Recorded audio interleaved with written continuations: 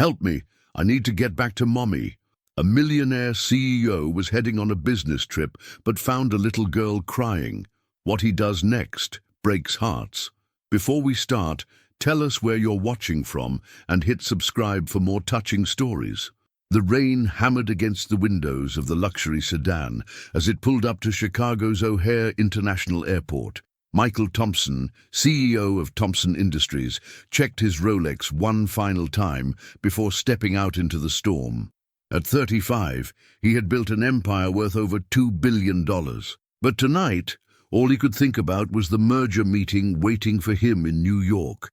His Italian leather shoes clicked against the wet pavement as he hurried toward the terminal entrance. The wind whipped his dark hair across his forehead, and he pulled his charcoal wool coat tighter against the October chill. This deal would make him the youngest billionaire in the manufacturing industry, and he couldn't afford any delays. But as he approached the sliding glass doors, a sound cut through the noise of the storm, a soft, desperate sobbing that made his chest tighten. Michael paused, his hand hovering over his phone as he prepared to call his assistant. The crying was coming from behind a concrete pillar near the entrance. Against every instinct telling him to keep walking, Michael stepped around the pillar. What he saw made his breath catch in his throat. A small girl, no more than 6 years old, sat huddled against the cold concrete. Her blonde hair was matted with rain, and her pink dress was soaked through. She clutched a torn teddy bear to her chest, her tiny shoulders shaking with each sob. "Sweetheart," Michael's voice was barely above a whisper as he crouched down beside her. "Are you okay?" The little girl looked up with the most beautiful green eyes he'd ever seen, filled with tears and terror. "I can't find my mommy," she whispered, her voice breaking. She said she'd be right back, but that was when it was still sunny. Michael's heart shattered as he realized she'd been sitting there for hours. The storm had started at 3 in the afternoon, and it was now past 8. He glanced around frantically, looking for any sign of airport security or police, but the entrance was surprisingly empty due to the severe weather warnings. "What's your name, sweetheart?" he asked gently, removing his coat and wrapping it around her tiny frame. "Emma," she said through chattering teeth. "Emma Rose. My mommy's name is Sarah Rose. We were supposed to go see Grandma in Florida, but Mommy said she forgot something in the car and told me to wait right here. She said she'd be back in 5 minutes. Michael felt a cold dread settle in his stomach. 5 minutes had turned into 5 hours, and no mother would leave her child alone for that long voluntarily. Something was terribly wrong. "Emma, I'm going to help you find your mommy, okay?" He pulled out his phone, immediately dialing 911. "But first, let's get you somewhere warm." As he waited for the operator to answer, Emma's small hand reached up and touched his face. "You have kind eyes," she said softly, "like my daddy did. He's in heaven now." Michael's throat tightened as he realized this little girl had already lost her father. And now her mother was missing. The 911 operator's voice crackled through the phone, but all Michael could focus on was the trust in Emma's eyes, a trust he knew he couldn't betray. The airport security office buzzed with activity as Officer Martinez pulled up surveillance footage from the afternoon. Michael sat in a plastic chair, Emma curled up in his lap, finally warm and dry after changing into an oversized airport gift shop sweatshirt. She'd refused to let go of his hand, and something deep in his chest had shifted when she'd whispered, "Don't leave me too." "Here," Officer Martinez said, pointing to a screen. "There's your mother at 2:47 p.m. Michael watched as a woman who looked remarkably like Emma walked toward the parking garage. She was talking on her phone, gesturing frantically. Even in the grainy security footage, he could see the distress in her posture. "She never came back," Martinez continued, fast-forwarding through hours of footage. "But look at this!" He switched to another camera angle showing the parking garage. At 3:15 p.m. an ambulance arrived. A woman collapsed in Section B. Michael's blood ran cold. Emma had fallen asleep against his chest, exhausted from crying, but he could feel his own heart racing. Was it her? "We're checking with the hospitals now," Martinez said grimly. But sir, I have to ask, what's your relationship to this child? Are you willing to stay with her until we locate her mother or find appropriate placement? The question hung in the air like a challenge. Michael thought about his flight to New York, about the merger that would make him richer than he'd ever dreamed. Then he looked down at Emma's peaceful face, her small hand still clutching his shirt. "I'm staying," he said without hesitation. "Whatever she needs." 2 hours later, the call came. Sarah Rose had suffered a massive heart attack in the parking garage. She was alive, but in critical condition at Northwestern Memorial Hospital. She'd been unconscious since the collapse, unable to tell anyone about Emma waiting at the airport. "The doctors say she's stable, but it's touch and go," Martinez explained. "She's asking for Emma, but visiting hours are over and children aren't allowed in the ICU." Michael stood up carefully, Emma still sleeping in his arms. "Then we'll wait until morning. Is there somewhere she can stay tonight? Child services can arrange—" "No!" Michael's voice was firm. "She's been through enough. If it's legally possible, I'll take full responsibility for her tonight." Martinez studied him carefully. "You're sure about this, Mr. Thompson? This is a big responsibility." Michael looked down at Emma, who stirred slightly in his sleep, mumbling "Daddy" under her breath. His chest tightened with an emotion he couldn't name. "I've never been more sure of anything in my life." As they walked toward the exit, Michael realized he was about to miss the most important business meeting of his career. Strangely, he didn't care. For the first time in years, something felt more important than money. The penthouse suite at the Four Seasons was nothing like the environment Emma was used to, but she stood in the marble entryway with wide eyes, still clutching Michael's hand. Her torn teddy bear was tucked under her other arm, and she hadn't let go of either since they'd left the airport. "Are you hungry, sweetheart?" Michael asked, kneeling down to her level. He'd called his assistant to cancel not just the flight, but the entire New York trip. The merger would have to wait. Emma nodded shyly. "Mommy was going to buy me chicken nuggets at the airport, but then she went to get her purse and—" Her voice trailed off and tears began to well up in her eyes again. Hey, Michael said softly, wiping away a tear with his thumb. "Your mommy is going to be okay. The doctors are taking very good care of her, and tomorrow morning we're going to go see her, I promise." "Really?" Emma's voice was small but hopeful. "Really. Now, how about we order some chicken nuggets from room service? And maybe some ice cream." For the first time since he'd found her, Emma smiled. It was a small, tentative smile, but it lit up her entire face. "Chocolate ice cream? Any flavor you want." While they waited for the food, Michael called his assistant again. "Jennifer, I need you to cancel everything for the next week, and I need you to find out everything you can about Sarah Rose and her daughter Emma. Medical bills, insurance, living situation, everything." "But sir," Jennifer's voice was confused. "What about the Patterson merger? They're expecting you tomorrow morning." Michael looked over at Emma, who was sitting on the enormous couch, looking tiny and lost in the luxury suite. "Tell Patterson we'll reschedule. Something more important came up." "More important than $2 billion. Michael watched Emma trace patterns on the velvet cushions, her teddy bear never leaving her side. "Yes, Jennifer, much more important." After dinner, Emma had perked up considerably.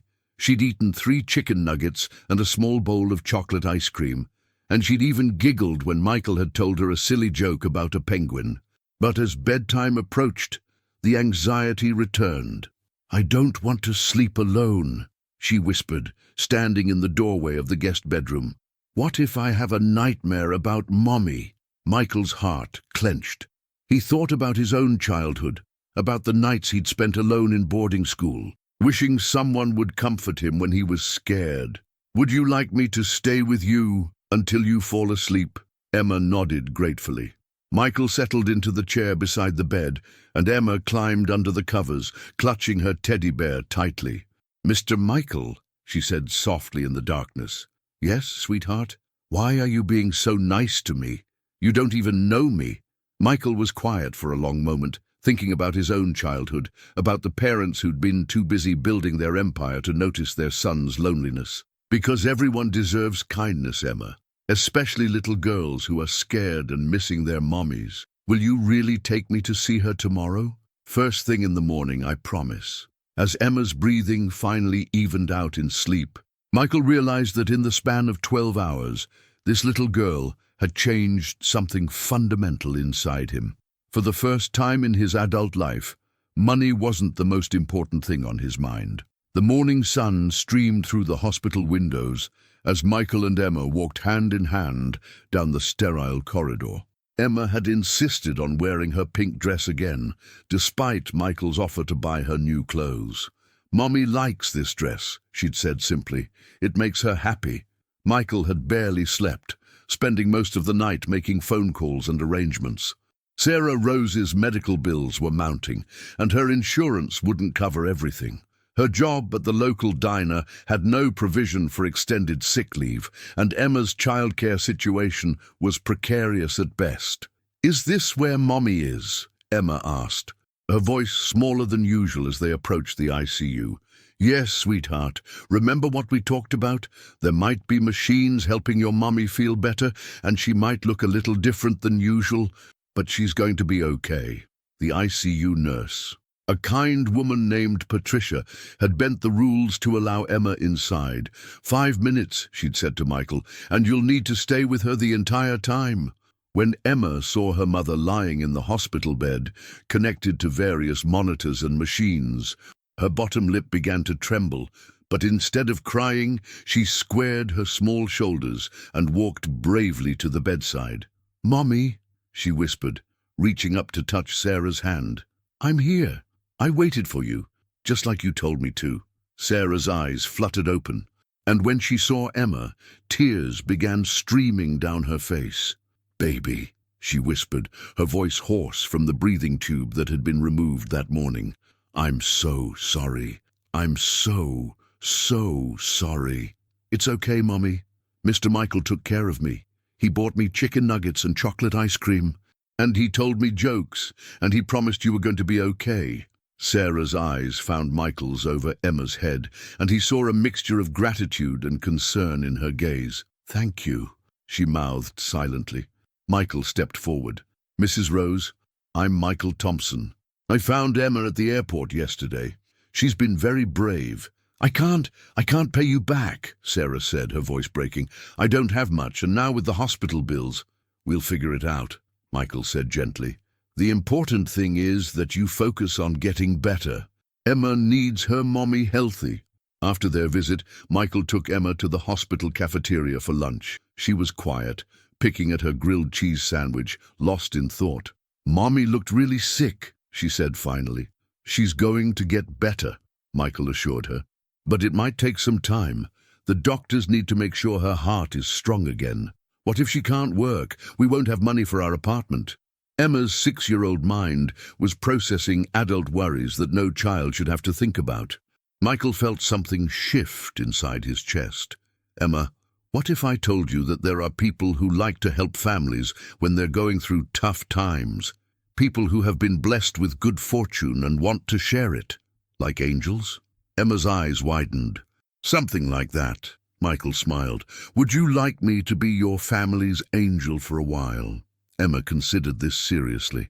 "Will you still take me to see Mommy every day?" "Every single day until she comes home." "And will you tell me more jokes?"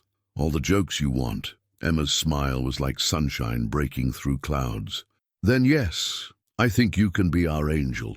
As they walked back to the ICU for the afternoon visit, Michael realized that Emma had no idea she was talking to one of the wealthiest men in Chicago.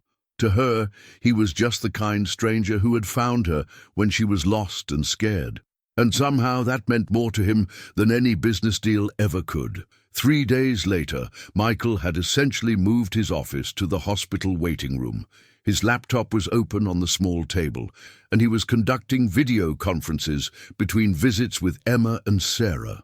His assistant Jennifer had arrived that morning with a concerned expression and a stack of contracts that needed his immediate attention. "Michael, you can't put your entire life on hold for these people," Jennifer said quietly, glancing toward the children's play area where Emma was coloring. The Patterson deal is falling apart. They're threatening to go with Morrison Industries if you don't show up by Friday. Then let them go with Morrison, Michael said without looking up from his laptop. There will be other deals. Other deals? Michael, this is the opportunity of a lifetime. You've worked toward this for 3 years. Michael finally looked up at Jennifer, and she was surprised by the change in his expression. The ruthless businessman she'd worked for over the past 5 years was still there, but there was something softer, more human in his eyes. Jennifer, 3 days ago, I thought money was the most important thing in the world. I thought success was measured by the size of my bank account and the number of companies I could acquire. He gestured toward Emma. That little girl has taught me more about what really matters in 3 days than I learned in 35 years. But you can't save everyone. I'm not trying to save everyone. I'm trying to save them. Michael's voice was firm. Sarah Rose is a single mother who works 2 jobs to support her daughter. She has no family, no safety net, no one to help her when something like this happens. Emma is 6 years old, and she's already lost her father. She shouldn't have to lose her mother too because they can't afford medical care. Jennifer stared at him in amazement. You're really going to give up the biggest deal of your career for a woman you've known for 3 days? I'm not giving up anything. I'm choosing something more valuable. That afternoon, Michael made a decision that would change everything. He called his lawyer and set up a trust fund for Emma's education and future needs. He arranged for Sarah's medical bills to be paid in full, along with her mortgage and living expenses for the next 2 years. But most importantly, he made sure it was all done anonymously. Why don't you want them to know it's from you? His lawyer asked. Because Sarah is proud, Michael explained. She needs to believe she can take care of her daughter on her own. This way, she can focus on getting better without worrying about money, and she can maintain her dignity. When Emma came running over from the play area, her coloring page in hand, Michael quickly closed his laptop and gave her his full attention. Mr. Michael, look what I drew. She held up a picture of 3 stick figures holding hands, a tall man in a suit, a woman in a bed, and a little girl in a pink dress. It's you and me and Mommy. Michael's throat tightened as he looked at the drawing. It's beautiful, Emma. Can I keep it? Really? You want to keep my picture? I want to keep it forever. That evening, Sarah was finally strong enough to have a real conversation. The doctors had moved her to a regular room, and Emma was curled up in the chair beside her bed, fast asleep after a long day of playing in the hospital. I need to know, Sarah said quietly to Michael. What do you want in return for all this kindness? Michael looked at her in confusion. What do you mean? Men like you don't just help people like me without expecting something back. Are you looking for some kind of tax write-off? Publicity? What's the angle? Michael was quiet for a long moment, watching Emma sleep. There's no angle. Sarah, sometimes people just need help, and sometimes other people are in a position to give it. I don't understand. 3 days ago, I was rushing to catch a flight to New York for a business meeting. I was so focused on making more money that I almost walked right past your daughter. But I heard her crying, and something made me stop. He paused. I think that little girl saved me as much as I saved her. Sarah's eyes filled with tears. I don't know how to thank you. Just get better. That's all the thanks I need.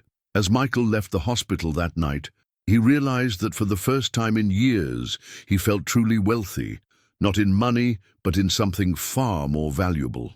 A week later, Sarah was finally discharged from the hospital. Michael had arranged for a car to take them home, and Emma chattered excitedly during the entire ride about all the things she wanted to show her mommy at their apartment. Mr. Michael, are you coming to see our home? Emma asked as they pulled up to the modest apartment building. If your mommy says it's okay, Michael replied, glancing at Sarah. She nodded, though he could see the embarrassment in her eyes at the thought of him seeing their humble living situation. The apartment was small, but immaculately clean. Emma's drawings covered the refrigerator, and family photos lined the mantel above a tiny fireplace. Michael noticed immediately that most of the photos showed Emma with Sarah, but there were a few older ones that included a man who looked like he might be Emma's father. That's my daddy, Emma said, noticing where Michael was looking. He died when I was 4. He was a soldier. He looks like he was a good man, Michael said gently. He was. He used to read me stories every night, and he taught me how to ride my bike. Emma's voice was matter-of-fact, the way children talk about things that are simply part of their reality. Sarah busied herself in the kitchen, making tea, but Michael could see her hands shaking slightly. The stress of the past week, combined with her recovery, was taking its toll. "Mrs. Rose, why don't you rest? I can stay with Emma for a while if you'd like." "You've done enough," Sarah said, but her voice lacked conviction. She was exhausted. "Please, Mommy," Emma said. "I want to show Mr. Michael my room, and you look sleepy." After Sarah reluctantly agreed to lie down, Emma took Michael on a tour of their small apartment. Her room was tiny, but filled with books, stuffed animals, and artwork. On her nightstand was a framed photo of her and Sarah at what looked like a school carnival. "This is where I sleep," Emma said proudly. "And this is my treasure box." She pulled out a small shoebox from under her bed. "Want to see my treasures?" Inside were typical little girl treasures. Pretty rocks, a few coins, some stickers, and a small, worn envelope. "What's in the envelope?" Michael asked. "It's a letter from my daddy. He wrote it before he went to heaven. Mommy said I can read it when I'm older, but I like to hold it sometimes." Michael felt his chest tighten. "That's very special, Emma." "Mr. Michael?" Emma looked up at him with those serious green eyes. "Are you going to go away now that Mommy's better?" The question hit Michael like a physical blow. He'd been so focused on making sure Sarah and Emma were okay that he hadn't thought about what would happen next. His life was supposed to return to normal. Board meetings, business deals, the relentless pursuit of more money. "Would you like me to stay around?" he asked carefully. Emma nodded enthusiastically. "You could come for dinner sometimes. Mommy makes really good spaghetti, and maybe you could read me stories like Daddy used to." "I'd like that very much." As they walked back to the living room, Michael realized that Emma had unknowingly presented him with a choice. He could go back to his old life, or he could allow this little girl and her mother to change him forever. When Sarah woke up from her nap, she found Michael and Emma sitting on the couch, reading a book together. Emma was curled up against his side, and she was helping him sound out the words in her favorite story. "You're good with her," Sarah said softly. "She's easy to be good with," Michael replied, looking down at Emma, who had fallen asleep against his shoulder. "Michael, I need to ask you something, and I need you to be honest with me." He looked up at Sarah, seeing the seriousness in her expression. "Are you going to disappear from our lives now? Because Emma has gotten attached to you, and I can't bear the thought of her losing another important person." Michael was quiet for a long moment, stroking Emma's hair gently. "Sarah, I want to be honest with you about something. I'm not just some businessman who happened to find Emma at the airport. I'm fairly wealthy, and I've been alone for most of my life." "How wealthy?" "Wealthy enough that I could take care of both of you for the rest of your lives without it affecting my lifestyle at all." Sarah's eyes widened. "I don't understand. What I'm trying to say is that I'm not going anywhere. If you'll let me, I'd like to be part of your lives. Not as a charity case, but as family." As if she could hear him in her sleep, Emma stirred and mumbled, "Don't go away." "Mr. Michael!" Michael's heart melted completely. "I'm not going anywhere, sweetheart, I promise." 2 months had passed since that fateful night at the airport, and Michael's life had transformed in ways he never could have imagined. His penthouse, once a cold showcase of wealth and success, now had Emma's drawings taped to the refrigerator and her favorite cereal in the pantry. He'd bought a second car seat for his sedan and learned the words to more children's songs than he ever thought possible. Today was special. It was Emma's 7th birthday, and Michael had been planning the perfect celebration for weeks.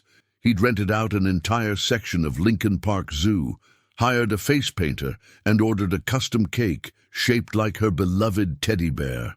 But as he straightened his tie in the mirror that morning, he couldn't shake the feeling that something was troubling Sarah. She'd been distant lately, polite but guarded, and he'd caught her staring at him with an expression he couldn't quite read. Yesterday, when he'd mentioned wanting to set up a college fund for Emma, Sarah had actually seemed upset rather than grateful. "Mr. Michael's here!" Emma's excited voice echoed through Sarah's apartment as Michael knocked on the door. She flung it open. Wearing the bright yellow dress he'd bought her for the occasion, her blonde hair tied up with matching ribbons. "Happy birthday, Princess," Michael said, scooping her up in a hug. "Are you ready for the best day ever?" "Did you really rent the whole zoo?" Emma asked, her green eyes sparkling with excitement. "Just for you, birthday girl." But when Michael looked over Emma's shoulder, he saw Sarah standing in the kitchen doorway, her arms crossed and her expression serious. The smile on his face faltered slightly. "Sarah, is everything okay? We need to talk," she said quietly. "Emma, go get your backpack, sweetheart." As Emma ran to her room, chattering about all the animals she wanted to see, Sarah approached Michael with a determined look in her eyes. "I can't do this anymore," she said without preamble. Michael felt his heart stop. "What do you mean? This whole fairy tale you've created, the expensive gifts, the elaborate birthday party, paying for everything. Emma thinks this is normal and it's not. This isn't our real life." "But it could be," Michael said desperately. "Sarah, I meant what I said about wanting to be part of your family."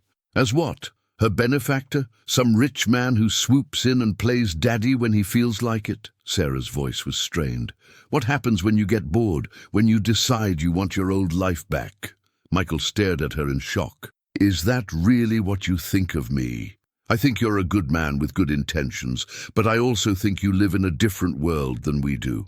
Yesterday, Emma asked me why we couldn't live in a big house like yours. She wanted to know why I work at a diner when her friend Michael doesn't have to work at all." The weight of Sarah's words hit Michael like a physical blow. He'd been so focused on providing for them, on making their lives easier, that he hadn't considered how his wealth might be affecting Emma's understanding of the world. "I'm ready," Emma announced, bouncing back into the room with her small backpack. She looked between Michael and her mother, sensing the tension. "Are we still going to the zoo?"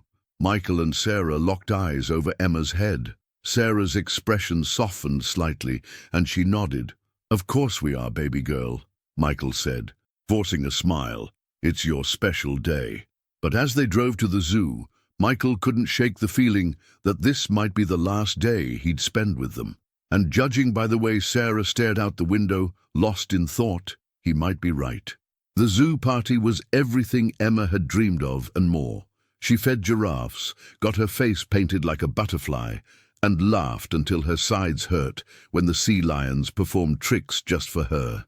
Michael watched her joy with a mixture of happiness and heartbreak, knowing that this perfect day might be their goodbye. "Thank you for the best birthday ever," Emma whispered to him as they sat on a bench, sharing cotton candy while Sarah talked to the party coordinator about cleanup. "You're welcome, sweetheart. You deserve all the happiness in the world." Emma looked up at him with those serious green eyes that reminded him so much of her mother. "Mr. Michael, are you sad about something? Why would you think that? You have the same look Mommy gets sometimes when she thinks I'm not watching. The look that means you're worried about grown-up things." Michael's throat tightened.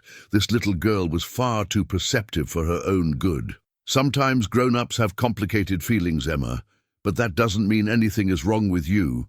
Okay? Are you and Mommy fighting?" "No, sweetheart. We're just trying to figure some things out." Emma was quiet for a moment. Then she climbed into his lap and wrapped her small arms around his neck. "I love you, Mr. Michael. You're the best friend I ever had." Michael closed his eyes, memorizing the weight of her in his arms, the smell of her strawberry shampoo, the sound of her voice saying she loved him. "I love you too, Emma, more than you'll ever know." When they returned to the apartment that evening, Emma was exhausted but happy. She fell asleep in the car, and Michael carried her inside, tucking her into bed while Sarah watched from the doorway. "We need to finish our conversation," Sarah said once Emma was settled. They sat in the living room, the silence heavy between them. Finally, Sarah spoke. "I've been doing some research, Michael. I know who you really are." Michael's blood went cold. "What do you mean?" Thompson Industries, net worth estimated at $2.3 billion, one of the youngest CEOs in America. You're not just wealthy, Michael, you're practically royalty. Does that change anything? It changes everything. Sarah's voice was tired. I'm a single mother who works at a diner and lives in a one-bedroom apartment. My daughter wears hand-me-downs and thinks McDonald's is fancy dining. We don't belong in your world. But you do, Michael said urgently. Sarah, these past 2 months have been the happiest of my life. Emma calls me her best friend. She's teaching me what it means to really live, not just exist. And what happens when the novelty wears off? When you realize that real family life isn't all zoo trips and birthday parties? When Emma gets sick and cranky? Or when she's a teenager who talks back and slams doors? Michael was quiet for a long moment. Is that what you really think? That this is just some kind of game to me? I think you're a good man who got caught up in playing hero. But I won't let my daughter's heart get broken when you decide to go back to your real life. This is my real life now, Michael said firmly. Sarah, I know this is scary. I know it seems too good to be true, but I'm not going anywhere. Sarah stood up, wrapping her arms around herself. I think you should go, Michael, and I think you shouldn't come back. The words hit Michael like a sledgehammer to the chest. Sarah, please, Emma will get over it. She's young.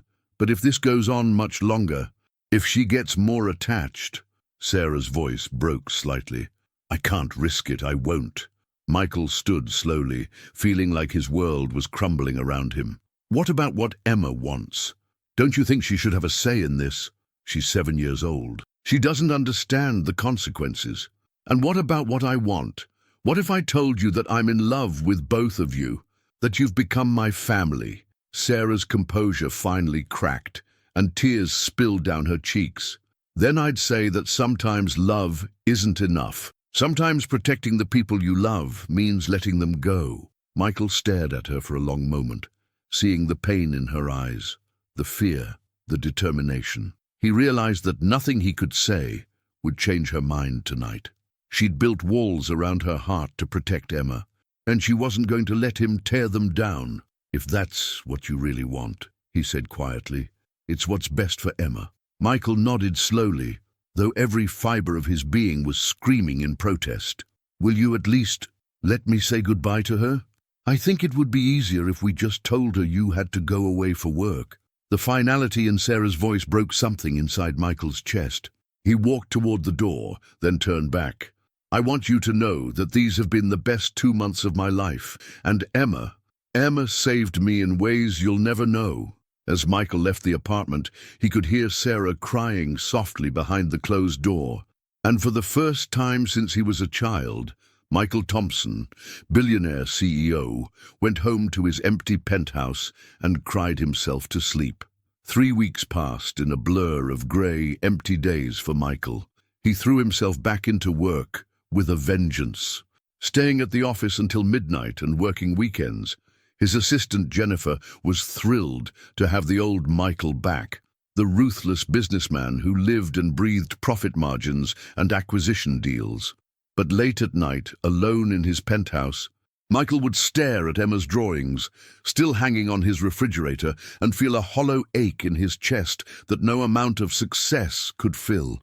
He'd drafted a dozen letters to Sarah, written and deleted countless text messages, but something always stopped him from sending them. Maybe she was right. Maybe he didn't belong in their world. On a rainy Thursday evening, as Michael sat in his office reviewing quarterly reports, Jennifer knocked on his door with an unusual expression on her face. There's someone here to see you, she said carefully. She doesn't have an appointment, but she says it's urgent. Her name is Sarah Rose. Michael's heart nearly stopped. Send her in. Sarah appeared in his doorway looking pale and tired, her hair damp from the rain. She clutched her purse tightly, and Michael could see that her hands were shaking slightly. Sarah, he breathed, standing up immediately. Is everything okay? Is Emma... Emma's fine, Sarah said quickly, but her voice was strained. Physically, anyway. Michael gestured to the chair across from his desk, but Sarah remained standing, as if she might bolt at any moment. She's been asking about you every day, Sarah continued, her words coming out in a rush. She keeps asking when you're coming back from your work trip. She draws pictures of you and leaves them by the door so you'll see them when you visit. Sarah's voice broke. She cries herself to sleep some nights, asking if you forgot about her. Michael felt like someone had reached into his chest and squeezed his heart. Sarah, I made a mistake, Sarah interrupted, tears starting to flow down her cheeks. I was so scared of her getting hurt that I hurt her anyway. I thought I was protecting her, but I was just protecting myself. What do you mean? Sarah finally sat down, collapsing into the chair as if her legs couldn't support her anymore. I was scared, she whispered. I was terrified that you'd realize we weren't worth the trouble and leave us. So I left you first. Michael came around the desk and knelt beside her chair. Sarah, look at me.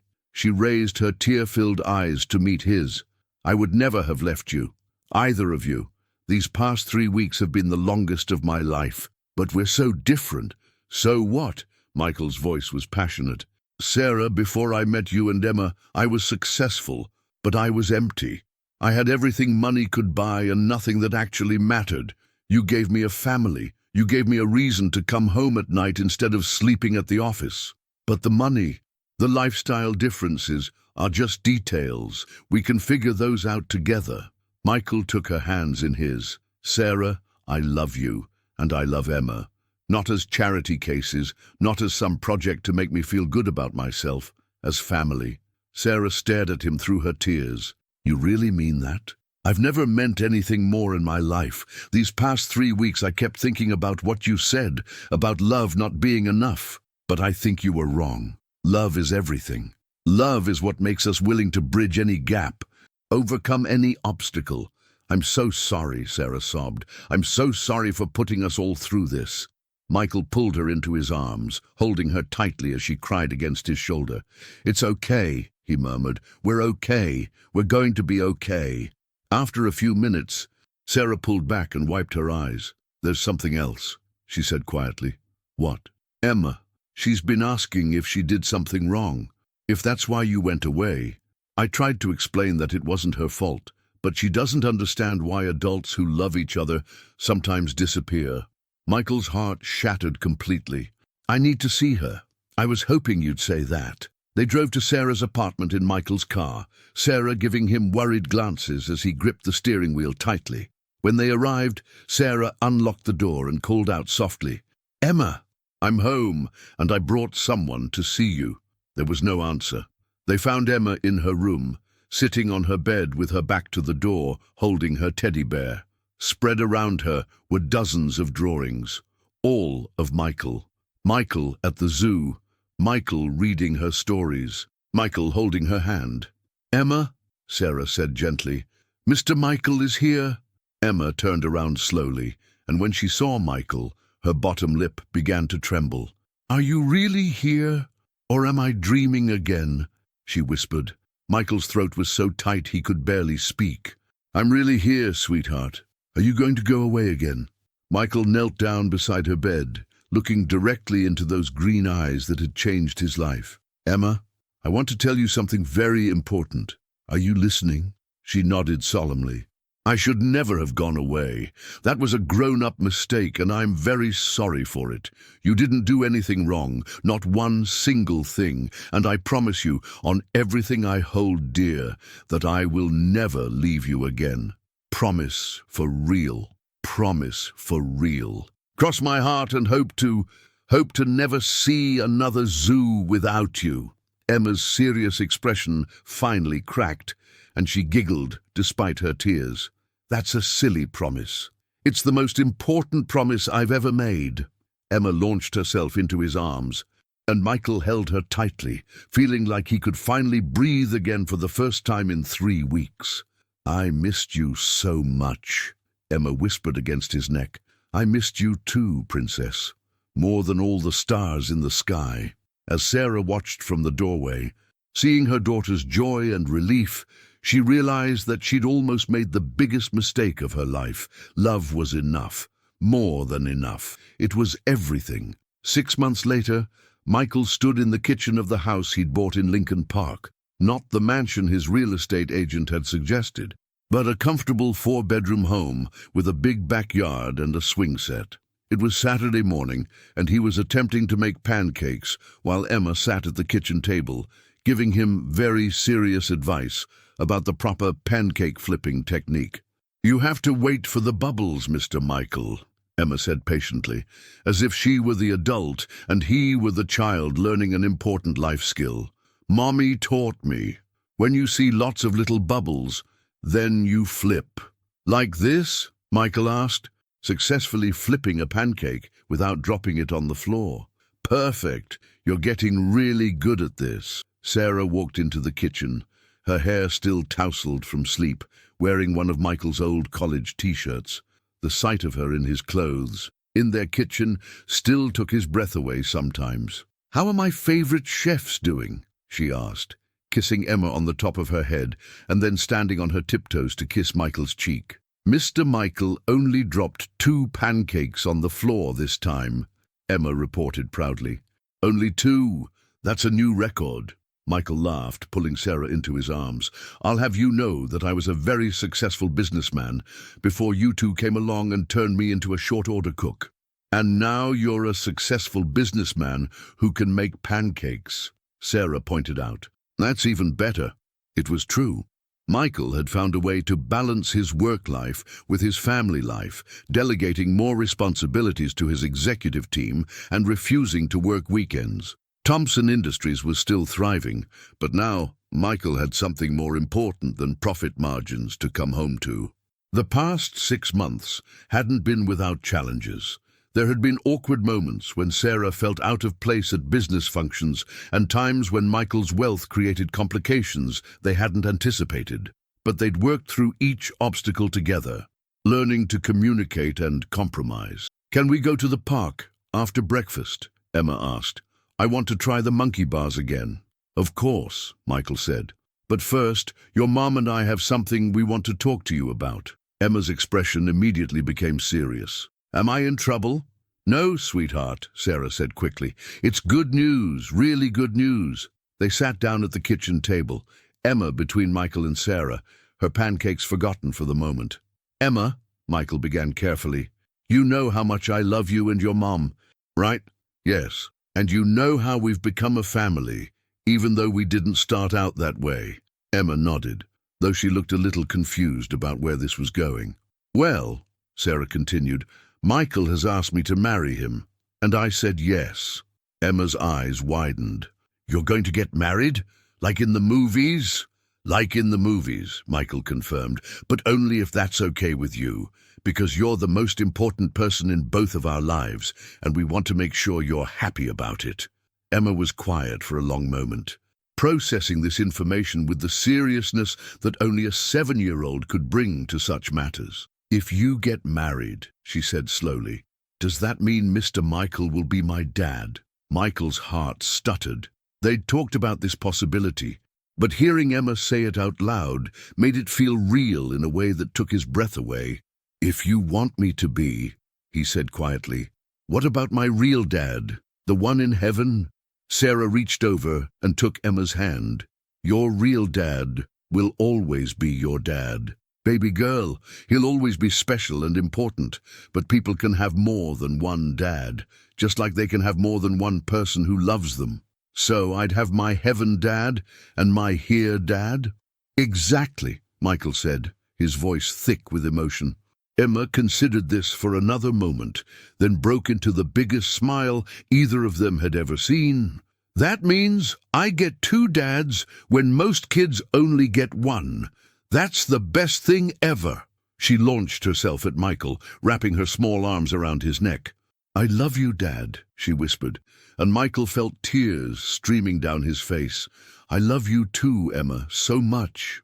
Later that evening, after Emma had gone to bed, Michael and Sarah sat on the couch in their living room, Emma's latest artwork displayed on the coffee table.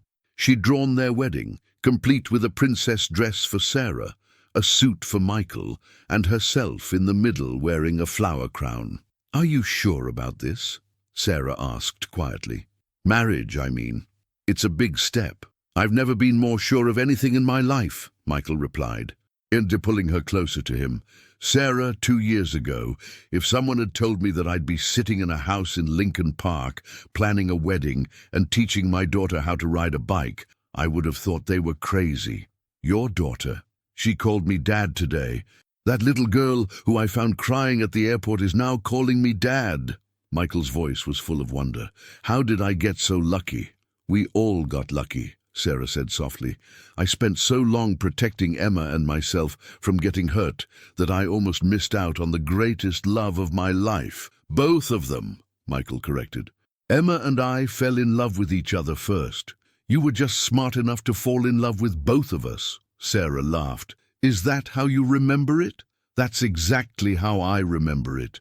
Emma saw something in me that I didn't even know was there. She taught me how to be human again. They sat in comfortable silence for a while, watching the fire crackle in the fireplace, thinking about how dramatically their lives had changed. Michael, Sarah said eventually. Yeah? When we get married, I want to do something special for Emma. I want to make sure she knows that this isn't just about us. It's about all three of us becoming an official family. What did you have in mind? I want her to be more than just a flower girl. I want us to exchange vows with her too. Promise to be the family she deserves.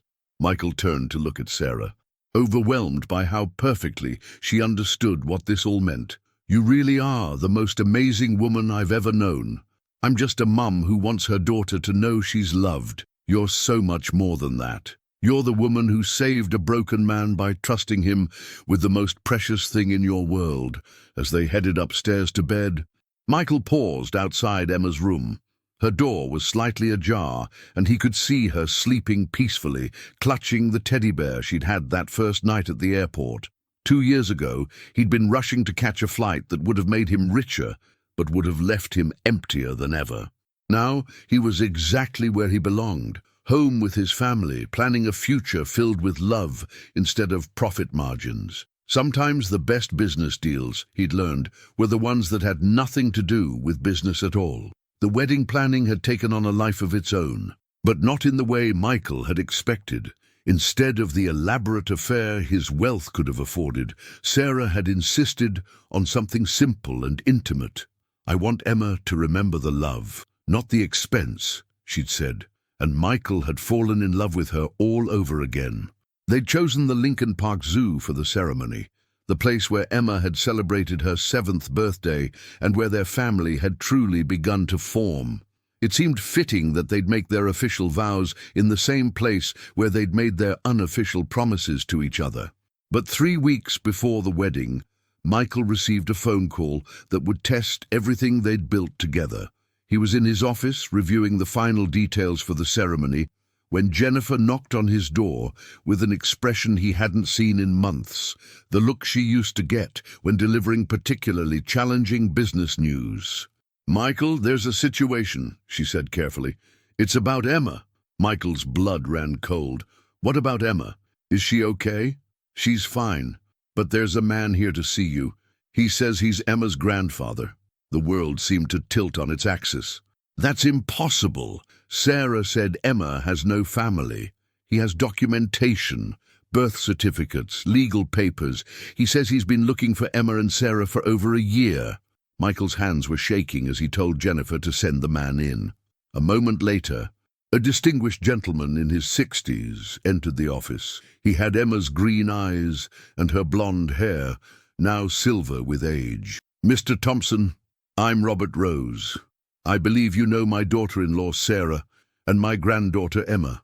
Michael stared at the man, trying to process what he was hearing. Sarah never mentioned you. Sarah doesn't know I exist. Robert sat down without being invited, his manner both polite and determined. She thinks all of my son's family rejected her when she married him. And did you? Robert's face showed deep regret. My son James chose to marry a girl from a different social class, someone we felt was beneath our family's standards. We cut him off, told him he was no longer welcome in our home. Michael felt a surge of anger. So you abandoned your son? Yes. And it's the greatest regret of my life. Robert's voice was thick with emotion. James died without ever speaking to us again. We learned about his death through a newspaper obituary. We learned about Emma the same way. What do you want? Michael's voice was cold.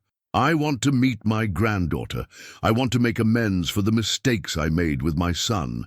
I want to provide for Emma's future. She already has someone providing for her future. Robert studied Michael carefully. Yes, I've done my research on you. Mr. Thompson, you've been very generous with my granddaughter and her mother, but I'm her blood family. I have rights. The words hung in the air like a threat. Michael felt his carefully constructed world beginning to crack. What kind of rights?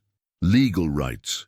As Emma's next of kin, I could petition for custody if I felt she wasn't being properly cared for.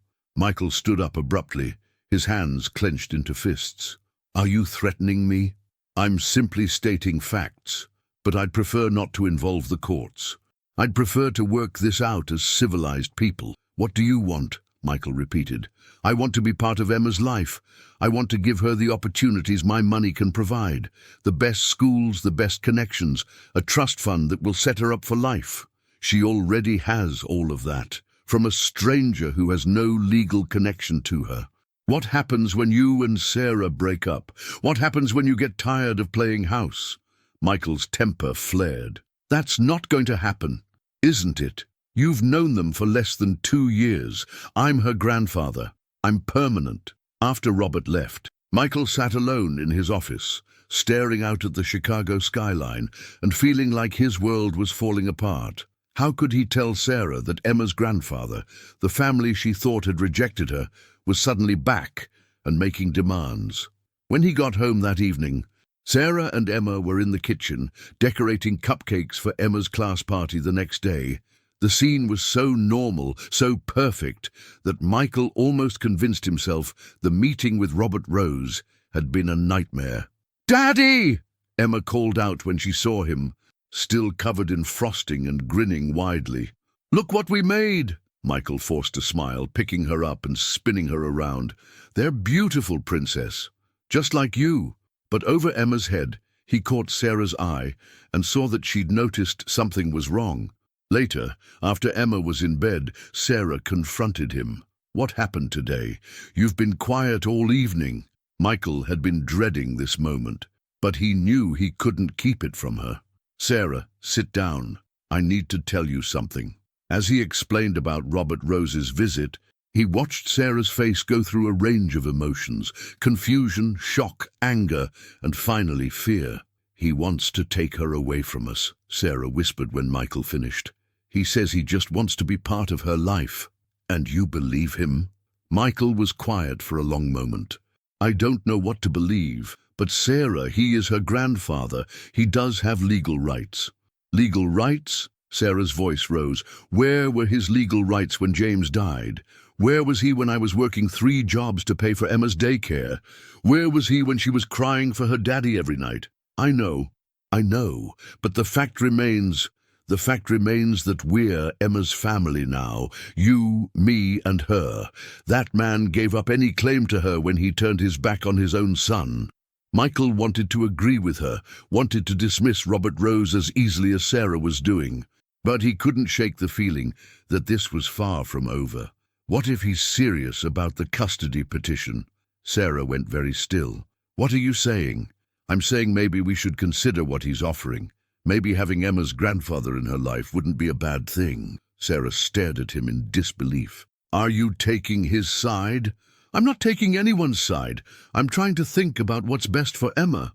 What's best for Emma is stability, love, security, not being torn between families who are fighting over her like she's a prize to be won."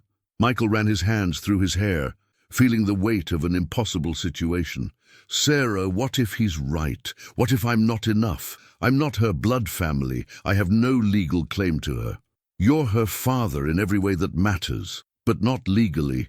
If something happened to you, Robert Rose would have more rights to Emma than I would." The implications of his words hit both of them at the same time. Sarah's face went pale. "Then we need to make sure that doesn't happen," she said quietly. "How?" "We move up the wedding. We make it legal. And then you adopt Emma officially." Michael stared at her. "Are you sure? I've never been more sure of anything in my life. That little girl calls you Daddy, and you've earned that title every single day since you found her crying at the airport. Robert Rose doesn't get to come in now and destroy what we've built." As they held each other that night, both of them knowing that their perfect life was about to be tested in ways they'd never imagined, Michael realized that sometimes fighting for your family means fighting harder than you ever thought possible. The question was, would love be enough to win? The courthouse wedding took place on a grey Thursday morning, with only Jennifer and her husband as witnesses. Emma wore the white dress they'd bought for the original ceremony, and she carried a small bouquet of daisies. She didn't understand why they'd changed the plans, but she was thrilled to be getting married too. Sarah had kept her promise about making Emma part of the vows. "Do you, Michael Thompson, take Sarah Rose to be your wife, in sickness and in health, for richer or poorer, for as long as you both shall live?" "I do." "Do you, Sarah Rose, take Michael Thompson to be your husband, in sickness and in health, for richer or poorer, for as long as you both shall live?" "I do." "And do you both promise to love and protect Emma Rose, to be her family and her guides, to give her roots and wings, for as long as you all shall live?" "We do," they said together, looking down at Emma, who was beaming with joy. "Then, by the power vested in me by the state of Illinois, I now pronounce you husband and wife and family." As Michael kissed his new wife and lifted his daughter into his arms, he tried to push away the knowledge that Robert Rose was probably having them watched, probably documenting everything for his lawyers. The adoption proceedings began immediately. Michael's legal team worked around the clock to fast-track the process. But Robert Rose's lawyers were equally busy. 2 weeks after the wedding, they received the formal petition. "He's claiming that Emma would be better served in a traditional family environment," Michael's lawyer explained as they sat in his office reviewing the documents. "He's arguing that a single grandfather with significant financial resources is preferable to a stepfather with no biological connection." Sarah's face was white with rage. "He doesn't even know Emma. He's never met her. Unfortunately, the law doesn't require prior relationship for grandparents' rights in certain circumstances." "What circumstances?" Michael asked. "When the biological parent is deceased and the surviving parent has remarried, grandparents can petition for custody if they can prove it's in the child's best interest." "How can they prove that?" The lawyer was quiet for a moment. "They're going to try to paint your relationship as unstable. Fast courtship, quick marriage, significant wealth disparity. They'll argue that Emma's needs would be better met in a more traditional environment."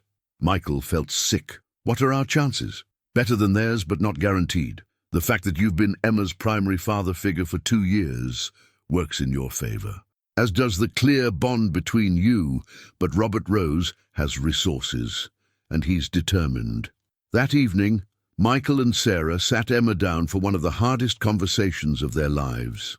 "Emma, sweetheart, we need to talk to you about something important," Sarah began. "Are you getting divorced?" Emma asked immediately, her green eyes wide with fear. "No," Michael said quickly. "No, princess, nothing like that. We love each other very much, and we love you. This is about someone who wants to meet you." "Who?" Sarah took a deep breath. "Your daddy James had a father, your grandfather, and he wants to get to know you." Emma considered this seriously. "I thought all my family was dead, except for you and Daddy Michael." "We thought so too," Sarah said carefully. "But sometimes grown-ups make mistakes and lose touch with each other." "Does he seem nice?" Emma asked. Michael and Sarah exchanged glances. "We don't know yet," Michael said honestly, "but he's asked to spend some time with you, and the courts say we have to let him." "The courts?" "Like judges, people who make decisions about families," Sarah explained. Emma was quiet for a long moment. "Will you and Daddy Michael be there too?" "Yes," Michael said firmly. "We'll never leave you alone with someone you don't know." "Okay," Emma said simply. "Can I go play now?" As she skipped off to her room, Sarah turned to Michael with tears in her eyes. She has no idea what this could mean. Maybe that's for the best right now. The first meeting with Robert Rose was scheduled for the following Saturday at a neutral location, a family services office with a social worker present. Michael and Sarah arrived early, both of them nervous and trying not to show it. Robert Rose walked in precisely on time, dressed in an expensive suit and carrying a beautifully wrapped gift.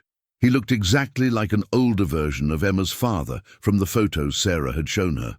When Emma saw him, she instinctively moved closer to Michael, taking his hand. "Hello, Emma," Robert said gently, kneeling down to her level. "I'm your grandfather, Robert. I knew your daddy when he was a little boy, just like you." Emma studied him with the serious expression she got when meeting new adults. "You look like Daddy in the pictures. That's because he was my son, and you look just like him when he was your age. Why didn't you come visit before?" The question was innocent, but it hit Robert like a physical blow. Michael watched the older man struggle with how to answer. "Because I made some very big mistakes," Robert said finally, "and I'm hoping you might give me a chance to make up for them." The social worker facilitated the conversation, and gradually Emma began to warm up to Robert. He told her stories about her father as a child, showed her pictures she'd never seen, and gave her a locket that had belonged to her grandmother. "Your daddy used to love baseball," Robert said. "He played Little League, just like you might want to someday." "I like soccer better," Emma said. "Daddy Michael taught me how to kick really far." Robert's eyes flicked to Michael with barely concealed resentment. "I'm sure he did." After an hour, the meeting ended, and Robert was granted supervised visitation rights, 2 hours every Saturday for the next month, with the arrangement to be re-evaluated based on how well Emma adjusted. As they drove home, Emma was unusually quiet. "What did you think of your grandfather?" Sarah asked carefully. "He seems sad," Emma said perceptively. "Like he misses Daddy James a lot." "He probably does. But I already have a daddy. I don't need 2 daddies, do I?" Michael's heart clenched. "You can never have too many people who love you, Princess, but no one will ever replace the family we have." Over the next few weeks, the Saturday visits continued. Robert was clearly trying to win Emma over, bringing expensive gifts and making grand promises about trips to Europe and private schools. But Emma remained politely distant, always eager to return home to Michael and Sarah. "He bought me a pony," Emma announced after one visit, her tone suggesting she wasn't sure how to feel about it. "A pony?" Sarah's voice was strained. "A real one. He says I can visit it at his house and maybe learn to ride, but I told him I'd rather play soccer with Daddy Michael." Michael felt a mixture of pride and worry. Emma's loyalty was unwavering, but Robert's resources were virtually unlimited. How long before a 7-year-old's head was turned by all the luxury he could offer? The answer came sooner than expected. After 6 weeks of visits, Robert's lawyer filed a motion requesting overnight visitation and eventually full custody. "They're arguing that Emma is being denied her birthright," Michael's lawyer explained. "Robert Rose can provide educational opportunities, cultural experiences, and financial security that far exceed what you can offer." "I'm worth over $2 billion, Michael said incredulously. "How much more financial security does Emma need? But you're not her blood relative. And they're claiming that your marriage to Sarah was primarily motivated by desire to gain legal standing with Emma." Sarah gasped. "That's not true." "Of course it's not true, but they're going to make their case, and we need to be prepared." The court hearing was scheduled for the following month. As the date approached, Michael found himself studying Emma more carefully, looking for any signs that Robert's influence was affecting her. "Daddy Michael," Emma said one evening as he was tucking her into bed, "Grandpa Robert said something weird today." "What did he say?" "He said that if I lived with him, I could have anything I wanted, a bigger house, more toys, my own horse. But I told him I already have everything I want." Michael's throat tightened. "What do you mean?" "I have you and Mommy and our house and my bike and Mr. Bear." She held up her worn teddy bear. "I don't need more stuff. I just need my family. Emma, if someone told you that you had to choose, I'd choose you," she said immediately. "Always you and Mommy. You're my real family." But as Michael kissed her goodnight, He couldn't shake the feeling that Emma's choice might not be the one that mattered in the end. The night before the hearing, Sarah found Michael sitting in Emma's room, watching her sleep. "She's going to be okay," Sarah whispered, sitting beside him. "What if the judge doesn't see it that way? What if they decide that Robert's money and bloodline matter more than love? Then we'll appeal. We'll fight until there's nothing left to fight with. And if we lose—" Sarah was quiet for a long moment. "Then we'll make sure Emma knows that we never stopped fighting for her, that we never stopped loving her." Michael took Sarah's hand, both of them watching the little girl who had changed their lives completely. Tomorrow they would walk into a courtroom and fight for the right to be her parents, and whatever happened, they would face it together, as a family. The courthouse felt cold and intimidating as Michael and Sarah walked in, their hands clasped tightly together. Emma had stayed home with Jennifer. They couldn't bear to put her through the trauma of watching adults fight over her future. Robert Rose sat with his expensive legal team, looking confident and determined. Judge Patricia Morrison, a woman known for putting children first, called the session to order. "This case is about what's best for Emma Rose," the judge began solemnly. Robert's lawyers painted him as the devoted grandfather who could provide unlimited opportunities. Michael's attorney countered with evidence of 2 years of devoted fatherhood, school records, medical forms, photos of bedtime stories and bike riding lessons. Then came the moment that would decide everything. Despite their efforts to protect her, the judge called Emma to testify. The 7-year-old walked into the courtroom with quiet dignity, her green eyes serious but unafraid. "Emma, do you know why we're here?" Judge Morrison asked gently. "Because Grandpa Robert wants me to live with him instead of Daddy Michael and Mommy. How do you feel about that?" Emma looked directly at the judge. "I don't want to live with Grandpa Robert. He's nice, but Daddy Michael is my real daddy. Can you tell me why?" Emma's voice was clear and certain. "Daddy Michael found me when I was scared and crying, and he never left me alone. When Mommy was sick, he stayed with me every day. He taught me to ride my bike and make pancakes. When I have nightmares, he sits with me. Grandpa Robert has money and a big house, but Daddy Michael has something better, love in his heart for me, and I have love for him. That's what makes someone your real daddy." The courtroom was silent except for Sarah's quiet tears. "If you had to choose where to live, what would you choose?" "I choose my family," Emma said firmly. "Daddy Michael and Mommy Sarah. We're a real family because we love each other and take care of each other." After a tense recess, Judge Morrison returned with her decision. "After careful consideration, I'm basing my ruling on one factor: Emma's best interests. She has clearly expressed her wishes, supported by evidence of her emotional well-being and stability. Emma has thrived in the Thompson home for 2 years and formed primary attachment bonds with them." Michael's heart pounded as he waited for the words that would determine their future. "Therefore, I'm denying Mr. Rose's petition for custody. The adoption proceedings for Emma Rose Thompson may continue." The gavel came down, and Michael felt like he could breathe again. Sarah was crying and laughing simultaneously, and Emma's smile could have lit up the entire courthouse. "Does this mean I get to stay?" Emma asked. "Forever and always," Michael said, lifting her up and spinning her around. "You're stuck with us now, princess." As they walked out as a legally recognized family, Michael realized that the scared little girl crying at the airport had saved him completely. And now he had the legal right to spend the rest of his life saving her back. The fight was over, but their real life together was just beginning.